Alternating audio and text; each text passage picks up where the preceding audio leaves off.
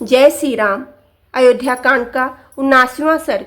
मंत्री आदि का भरत से राज्य ग्रहण करने के लिए प्रस्ताव तथा भरत का अभिषेक सामग्री की परिक्रमा करके श्री राम को ही राज्य का अधिकारी बताकर उन्हें लौटा लाने के लिए चलने के निमित्त व्यवस्था करने की सबको आज्ञा देना।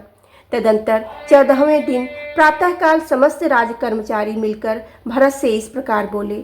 महायशस्वी राजकुमार, जो हमारे सर्वश्रेष्ठ गुरु थे, वे महाराज दशरथ तो अपने ज्येष्ठ पुत्र श्री राम तथा महाबली लक्ष्मण को वन में भेजकर स्वयं स्वर्गलोक को चले गए। अब इस राज्य का कोई स्वामी नहीं है, इसलिए अब आप ही हमारे राजा हो। आपके बड़े भाई को स्वयं महाराज ने वनवास की आज्ञा दी और आपको यह राज्य प्रदान किया, अतः आपका राजा होना न्याय संगत है। इस संगत के कारण ही आप राज्य को अपने अधिकार में लेकर किसी के प्रति कोई अपराध नहीं कर रहे हैं। राजकुमार रघुनंदन, ये मंत्री आदि स्वजन, पूर्ववासी तथा सेठ लोग अभिषेक की सब सामग्री लेकर आपकी राह देखते हैं। भरत जी, आप अपने माता पितामहों कि इस राज्य को अवश्य ग्रहण कीजिए। नरश्रेष्ठ राजा के पद पर अपना अभिषेक कराइए और हम लोगों की रक्षा कीजिए। यह सुनकर उत्तम व्रत को धारण करने वाले भरत ने अभिषेक के लिए रखी हुई कलश आदि सब सामग्री की प्रदक्षिणा की और वहां उपस्थित हुए सब लोगों को इस प्रकार उत्तर दिया। स्वजनों, आप लोग बुद्धिमान हैं, आपको मुझसे ऐसी बात नहीं कहनी चाहिए। हमारे कुल में सदा ज्येष्ठ पुत्र ही राज्य का अधिकारी होता आया है और यही उचित भी है। श्री रामचंद्र जी हम लोगों के बड़े भाई हैं, अतः वे ही राजा होंगे। उनके बदले मैं ही 14 वर्षों तक वन में निवास करूंगा। आप लोग विशाल चतुरंगनी सेना जो सब प्रकार से सबल हो तैयार कीजिए। मैं अपने ज्येष्ठ भ्राता श्री रामचंद्र जी को वन से लौटा लाऊंगा।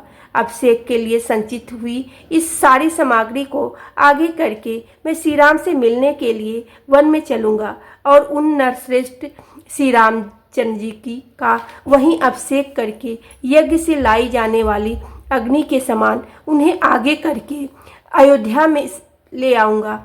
परंतु जिसमें लेस मात्र मातृभाव शेष है, अपनी माता कहलाने वाली इस कैकेयी को मैं कदापि सफल मनोरथ नहीं होने दूंगा। श्री राम यहाँ के राजा होंगे और मैं दुर्गम वन में निवास करूंगा। कारीगर आगे जाकर रास्ता बनाए, ऊंची नीची भूमि को बराबर करे तथा मार्ग में दुर्गम स्थानों की जानकारी रखने वाले रक्षक भी साथ साथ चले। श्री रामचंद्र जी के लिए ऐसी बातें कहते हुए राजकुमार भरत से वहां आए हुए सब लोगों ने इस प्रकार सुंदर एवं परम उत्तम बात कही। भरत जी, ऐसे उत्तम वचन कहने वाले आपके पास कमल वन में निवास करने वाली लक्ष्मी स्थिति हो, क्योंकि आप राजा के ज्येष्ठ पुत्र श्री राम को स्वयं ही इस पृथ्वी का राज्य लौटा देना चाहते हैं।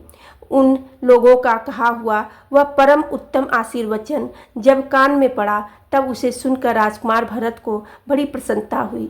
उन सब की ओर देखकर भरत के मुखमंडल में सुशोभित होने वाले नेत्रों से हर्ष जनित आंसुओं की बूंदें गिरने लगी।